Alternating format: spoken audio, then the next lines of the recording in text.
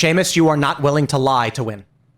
I don't think you have to be willing to lie in order to win. Well, I mean, listen, if you're right. They're going to lie about every single thing, every step of the way. They have this ridiculous commercial where a woman is bleeding out on the ground. Yes. And the guy's like, doctor, what do I do? And he's like, your wife needs an abortion. I mean, and then the Republican congressman takes the phone.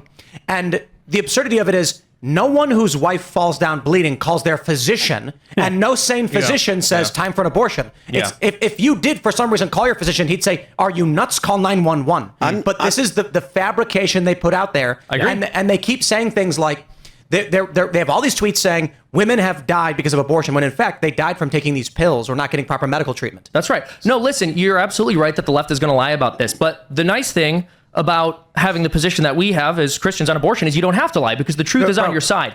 So when the left says you're going to go to miscarriage jail because J.D. Vance is tracking your period in Hill that is the argument that has been made by lefties who are into histrionics over this issue. I agree with you on the basic binary of it. But I went to New York and I was hanging out with a friend of mine who is a default liberal. He's a comedian and he doesn't pay attention to politics and he's got a massive following. And when I told him that Democrats introduced a bill that would allow abortion up to birth, he says, that can't be true, you're wrong. And I said, bro, I am not a conservative, pro-lifer, crazy guy. I'm telling you the truth. Took my phone, opened up the bill, and I said, read section 14. And he goes, this is wrong. I don't believe this. And I said, dude, I am not making this up. It is, see, one of the problems we have with the current iteration of our left in this country is that they are so insane. If you try and tell people it's happening, they tell you you're nuts and there's no way it's happening. I think there's truth in that. They're never going to listen to your argument. The cognitive dissonance goes too deep. And even if they recognize subconsciously that the left's position is partial birth abortion, it doesn't matter because the issue of abortion itself represents sexual license. That's also true. And it is the trade-off that they are willing to make. I respect you guys trying to shift the conversation to late-term abortion because that is some of the most unpopular time. And politically, it's very unpopular. However, 90% of abortions happen within 14 weeks. And overwhelmingly, Americans support this. Electorally speaking, being for things like 6-week abortion bans, which I'm not making up out of thin air, have been pushed in Florida and things like that, are cement shoes electorally. And you can sink or swim about it, Seamus, but it's electorally, it's cement shoes. And that's what it comes down to. So good luck legislating what you actually believe. You can keep harping on late-term abortion, but the fact of the matter is you believe life begins at conception. That's correct. And that's what you're deep down trying to legislate. So you're trying to mislead people by constantly focusing on late-term abortion, which is wrong. You have made a bad faith accusation against my position when I literally opened by saying the Republican Party needs to be clear about the fact that we want abortion banned from conception. Anyone can rewind the tape and see that. I've said nothing dishonest. I've been very clear about my position. You levied that accusation against me for disagreeing with your perspective. But one thing I will say about this is when you talk about late-term abortion being a small minority, even though the Guttmacher Institute, which is a very left-wing organization, has said 12,000 of them happen annually. As a percent of abortions, Seamus, as a percent of total abortions. You gotta let me finish his sentence. You gotta let me finish his sentence here. I find it interesting that you're saying that it is focusing on the fringe of an issue to talk about late-term abortions when the reality is the left is making arguments about women who are going to go to jail for having miscarriages, which never happens. That's not even a fringe. It happens it's something that just as often as 9-month abortions. It happens roughly That's not true. 12,000 times a year. Gentlemen. Yeah. That happens 12,000 times a year. We will You're factually wrong. We will continue this conversation, but I want to pull in this story. This was big news of the weekend, the shocking Iowa poll from Ann Seltzer.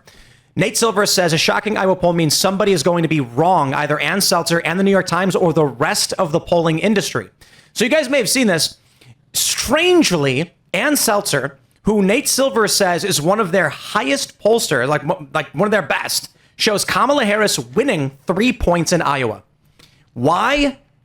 No idea. When she was being interviewed about this, she says, what does D and R represent? And everyone began ragging on her like, Democrats and Republicans? What do you mean? Don't you understand what's going on? And then the argument from the left is, well, no, she's right. It's just she's not going partisan. She's saying Trump versus Harris.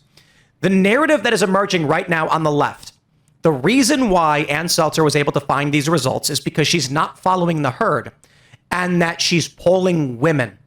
There are numerous narratives emerging where these guys in Iowa were like, I saw my wife having a meeting with all her friends and they said they were going to vote for Kamala Harris. And they're very serious about not liking Donald Trump. We're now looking at polls, not polls, but the return date on early voting showing that women are, I believe, 10 million more women than men have voted. It's about 54% to 44% of men. Because we love doing paperwork. Well, women are voting more than men, at least right now. Some are saying, well, men are going to show up on the day of. But the issue of abortion is being brought up by the left as a principal issue as to why Democrats may win this. I don't know who wins. I don't know, Jeremy, what do you think if this really is swaying people? Abortion, I think, is the number 5 issue. Well, it's the number 5 issue in the way that people respond to surveys. It's definitely the number 1 issue if you look at Kamala Harris and the left's rhetoric going into the election. I would say that Kamala Harris is like obviously on something like Valium, like she's a perpetually stoned. I'm actually not joking. I think that she's perpetually stoned. The only time that she has these moments of sort of clarity, that's like the fog parts and actual, position appears, it's to advocate for the killing of babies. That's like almost the only thing that she seems to actually care about in any real sense, and she becomes very passionate about it. And I do think that the left has done a very effective job over the last 70 years, and in particular over the last 20 years, of convincing women that the only way to truly be a woman is to be the opposite of what women have been throughout all of human history, which is, life givers and children nurturers. So I don't know. I think that there's a world where Kamala Harris wins 50 states. If the left figures out a way to turn college campuses into ballot harvesting operations, which has historically been impossible, but now in the era of the ubiquity of mail-in voting is no longer impossible. If they haven't done it, they're going to do it in the next election, and we have to figure out what we're going to do about that. Then there are a lot of ways that the polls could be wildly off because all of the old milestones or fence markers by which we would understand the state of the race have essentially all been upended. We just don't know. And how you feel doesn't mean no. One of the things that I hate the most about politics in the era of social media is that you'll have somebody who says, Donald Trump is going to win New York. I've never been more sure of anything in my life. And then like early tomorrow morning, a meteor will hit Manhattan, wipe out 20 million people, and New York will only be determined by people who voted in like the 3 red counties in New York. And that person will say, see, I told you, I always knowed. Like, well, you didn't know crap, but you did happen to be right. Jeremy, you brought up that's not the same thing. Abortion is one of the most important issues for Democrats. Trump's Supreme Court famously was responsible for overturning Roe v. Wade. Mm-hmm. Now Trump is saying that he doesn't want to have any national abortion ban. Do you feel as though Trump is abandoning the pro-life cause?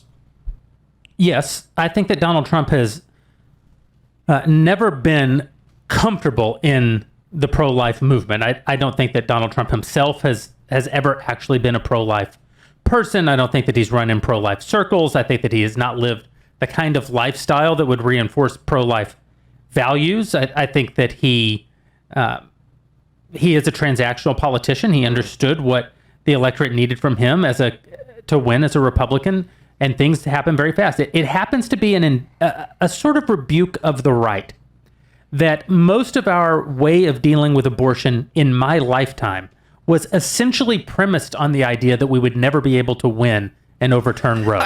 Thanks for checking out this clip from Timcast IRL. Make sure to watch the show live Monday through Friday at 8 p.m. Subscribe to this channel, and we will see you all there.